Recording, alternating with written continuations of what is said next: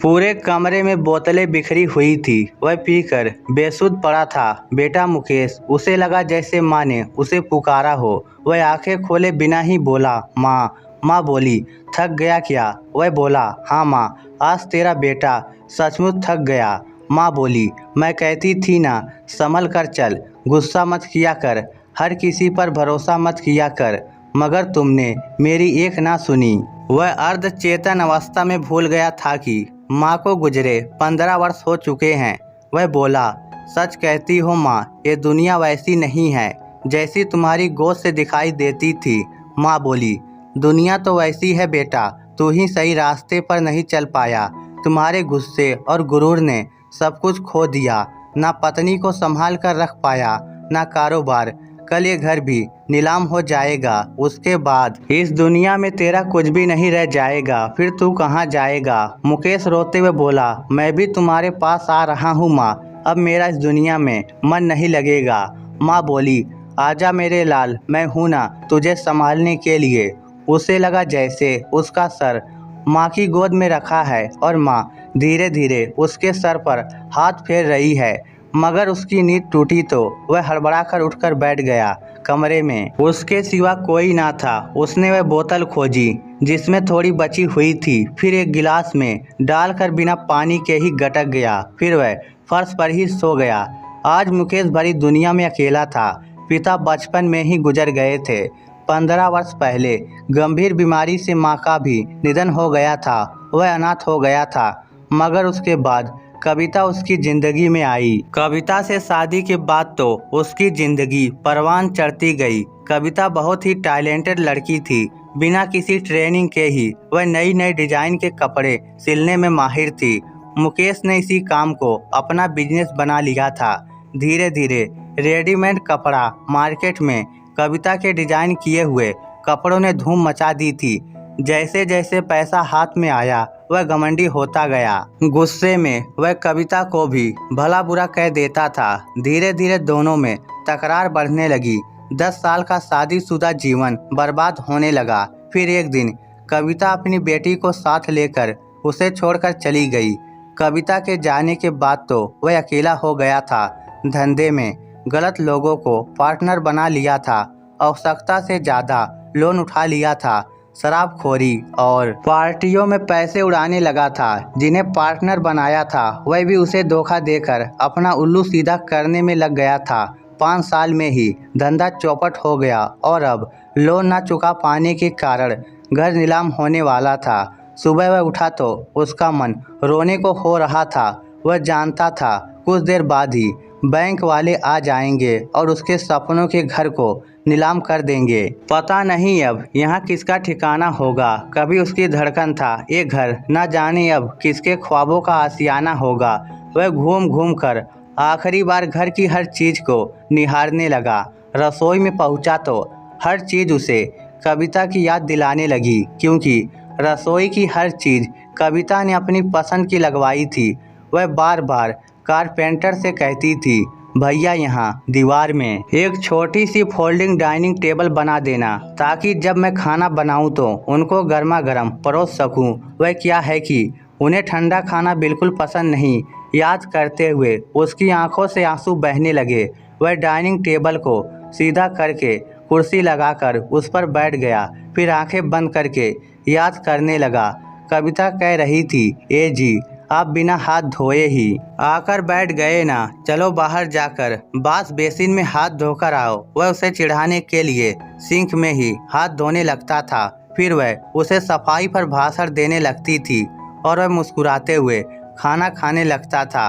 खाना खाने के बाद वह सिंक में ही कुल्ला करने की कोशिश करता था, मगर ये तो कविता को बिल्कुल ही पसंद नहीं था। वह खड़ा होकर रसोई की हर चीज को छूकर देखने लगा। हर बर्तन, हर चीज कविता खुद खरीद कर लाई थी। डाइनिंग हॉल में आया तो वहां लगे बड़े बड़े झूमर उसकी आंखों में ठहर गए। उन्हें लाने के लिए तो वह 5 शहरों में घूमा था, तब जाकर कविता की पसंद के झूमर मिले थे। वह बेडरूम में आ गया। हर तरफ बोतलें लुढ़क रही थी। सारा सामान अस्त व्यस्त था।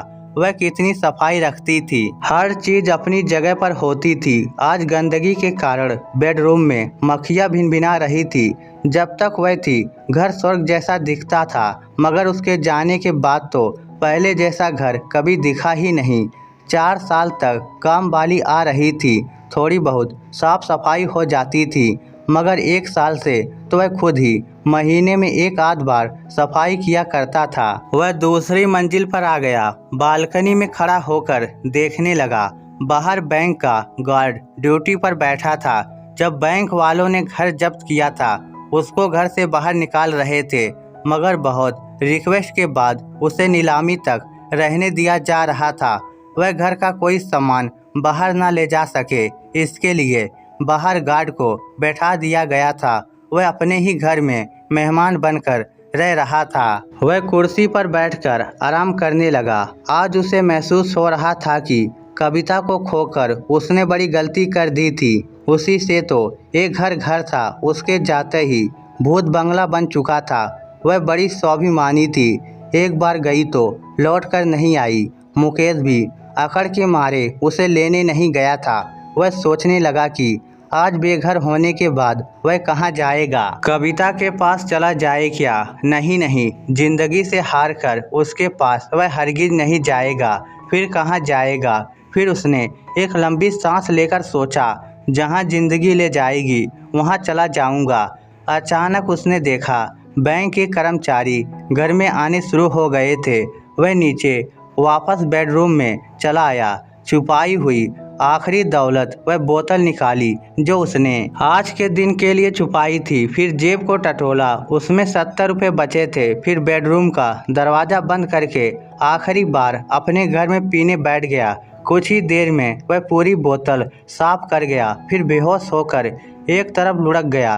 शाम को उसे होश आया, तब उसने देखा वह घर के बाहर सड़क पर पड़ा है और घर के मुख्य गेट को ताला लगा है। वह समझ गया कि अब घर नीलाम हो चुका है, घर का मालिक कोई और बन चुका है। वह यह भी जानता था कि कर्जा पूरा नहीं हुआ है और वह दिवालिया घोषित हो चुका है। वह उठकर लड़खड़ाता हुआ एक तरफ चल पड़ा। उसका सर बहुत तेज दर्द कर रहा था, शरीर में पसीने की बदबू आ रही थी। अंधेरा होने को था। उसने सड़क की तरफ देखा जिसे वह गाड़ियों से नापता था। आज वह पैरों से नापने में नहीं आ रही थी। वह सुबह का भूखा था, चक्कर आ रहे थे। वह लड़खड़ा कर गिरने ही वाला था कि अचानक किसी ने उसका हाथ पकड़ लिया। वह ठिठक गया, अपने हाथ को देखने लगा जिसे किसी कोमल से हाथ ने थाम रखा था। अचानक से उसका दिमाग चेतन हो गया। जाना पहचाना स्पर्श पकड़ने का वही पुराना अंदाज। उसने झटके से पीछे मुड़कर देखा। वह कविता ही तो थी जिसने मजबूती से उसका हाथ थाम रखा था। बोली, आओ चले। मुकेश ने हाथ छुड़ाने की कोशिश की, मगर कविता ने मजबूती से पकड़ लिया। वह बोला, अब हार कर तेरे पास नहीं आऊँगा। कविता बोली, हारे कहाँ हो, मैं हूँ ना। मैंने अभी तलाक थोड़ी लिया है, अभी भी आपकी पत्नी हूँ। हार तो तब होती जब दोनों साथ हारते। अर्धांगिनी हूँ आपकी। आप हारे तो आधी हार हुई है, पूरी हार तो तब होगी ना जब मैं भी हार जाऊंगी। वह बोला, मुझे मेरे हाल पर छोड़ दो। कविता बोली, 5 साल से आपको आपके हाल पर ही छोड़ रखा था। मेरे बिना जीना नहीं आया ना।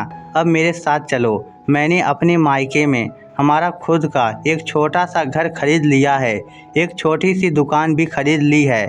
आओ फिर से एक नई शुरुआत करेंगे, धंधे को फिर से बढ़ाएंगे। अब चलो भी। वह किसी बच्चे की भांति पत्नी के साथ चल पड़ा। वह चलते चलते बोली, इतनी भी क्या नाराजगी थी, फ़ोन तो किया होता। वह तो मोहल्ले वाले ने आपको बाहर पड़े देखकर फ़ोन किया, वरना मुझे तो पता भी नहीं चलता। अब सब भूल जाओ, जाने दो इस घर को। वैसे भी ये हमारे लिए शुभ नहीं था।